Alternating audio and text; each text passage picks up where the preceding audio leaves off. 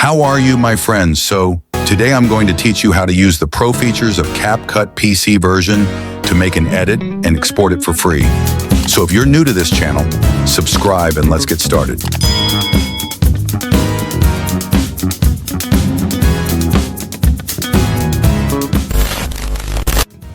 For example, I'll add some effects with pro features to this and show you if we export it normally.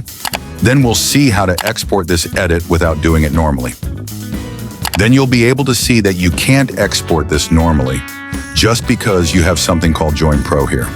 So then you have to select your entire edit, or you have to press Ctrl+A and then Alt+G and convert this into a compound clip. Then go to the video section, scroll down, find motion blur, and set its value to 0. Wait for the processing. Then you need to go to your C folder and go through the files one by one like I did and find the file called Motion Blur Chase. That's where your video is.